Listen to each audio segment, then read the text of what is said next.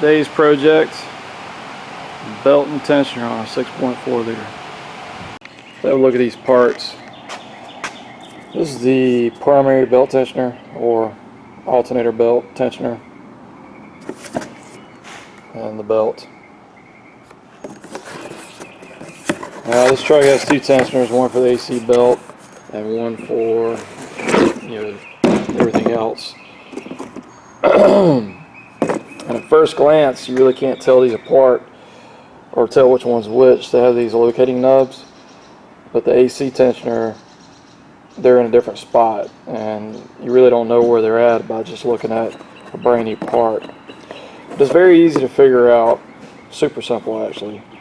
The primary belt is 8 rib and the AC belt is 6 rib. So all you gotta do is look at the width of the pulley and it would be very clear this pulley would be a lot thinner if it were the AC tensioner. And so this is obviously the primary. You can see it's the correct width. But you can eyeball that right at the parts counter if you were at the parts counter without your new part or old part, excuse me. And you can tell right away if you had the wrong one or not. And they send this nice little grenade pin to keep it detensioned. Makes it easier to get the belt on and off. If you don't have this nice little grenade pin, I got 100 of these. You can use a drill bit or something like that, or you can not use anything at all. You just swing the tensioner down and let it swing back up.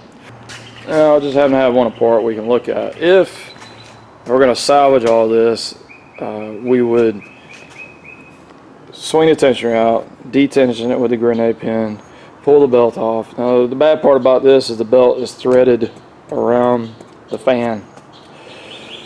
So to get this belt on and off, you got to disconnect the connector and then disconnect this from the stator assembly and then route the belt off this side of the fan and back on and then put it back together. But all those parts on our truck are junk. They're going in the trash can. We're going to round file them. So we're going to just simply cut the belt. We won't worry about the old belt. We'll pop the bolt out of there, swap the tensioner out, and then we'll deal with routing the belt properly and get the tension. We'll start it up, make sure it runs true, and then put the fender liner back in. If you were concerned about getting the wrong belt, you might not want to cut it so you can match it up. But we have a really good parts department, so I don't have to worry about it. We're going to pop this charged air cooler hose out of the way, and we'll be able to access the tensioner.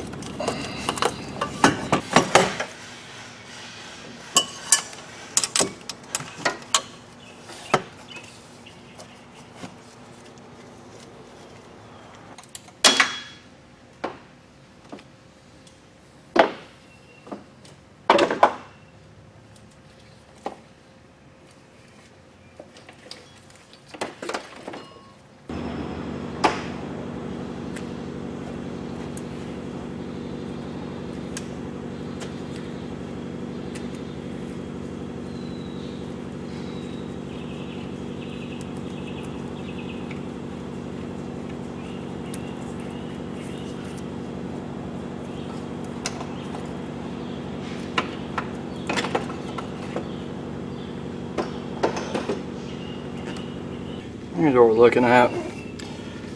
I took the idler pulley off. It gives you a little more room to snake the tensioner out of there, so then I can just pull the tensioner out of there a little more effortlessly.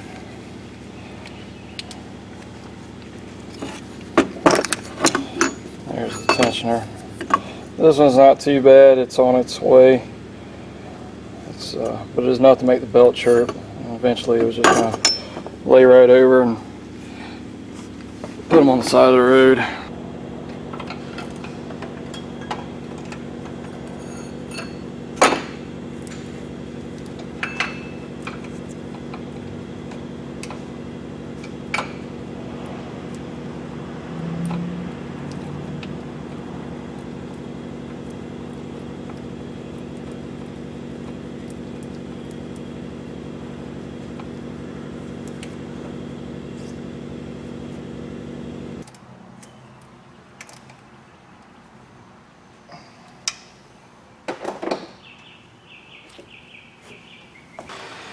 So basically all I'm doing is I'm working this other connection that goes to the fan, keeping it from falling down so I don't have to go chasing after it, because I got to get this on the other side of it. Once I do that, I'll put it back in place.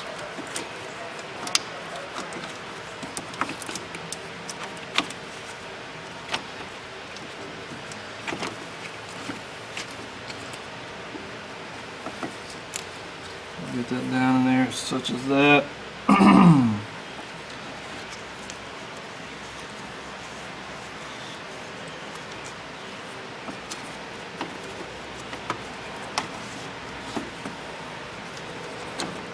Put it back in its holder and the stator assembly.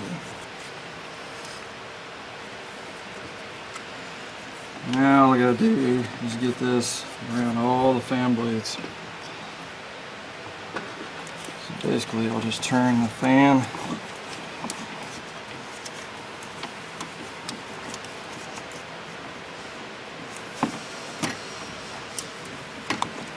slide her down.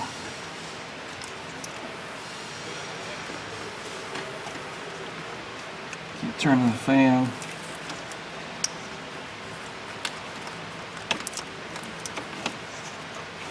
Until it's around every one of them.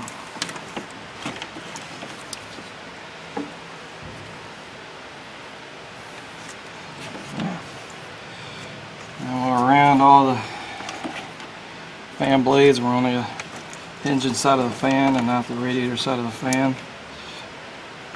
And we just route the belt. We've got the belt routed correctly on our pulleys. The last step is to pull the grenade pin.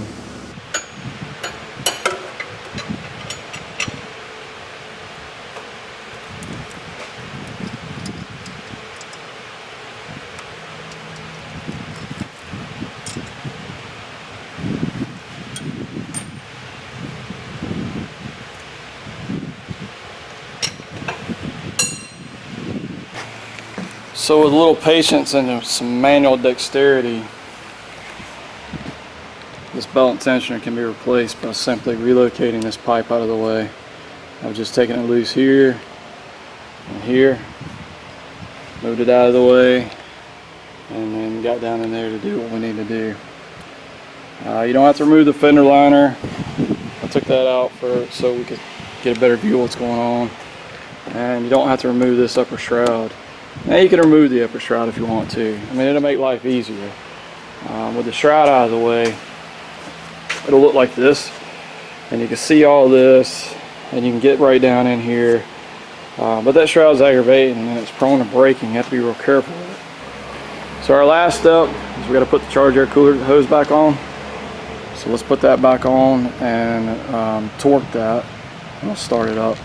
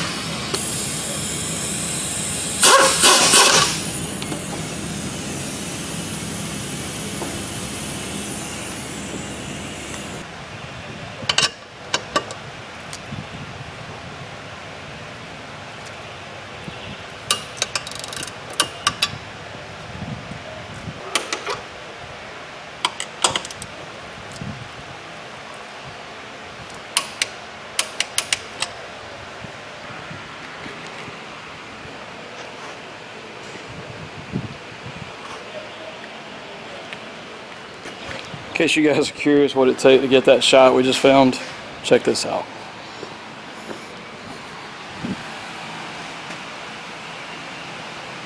So I've got the tripod on the inner portion of the fender on the 2 arm legs, and on my roll cart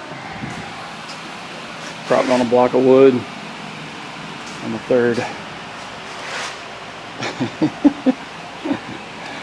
Alright, let's start it up.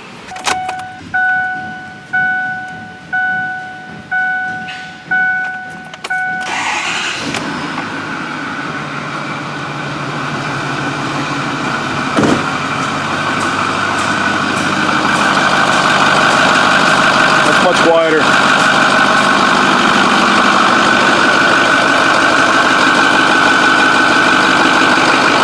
Alright, I'll throw the fender liner back in it, and this is my demo for the weekend.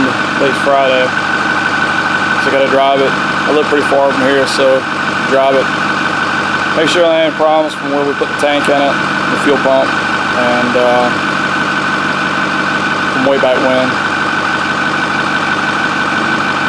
Appreciate you tuning in.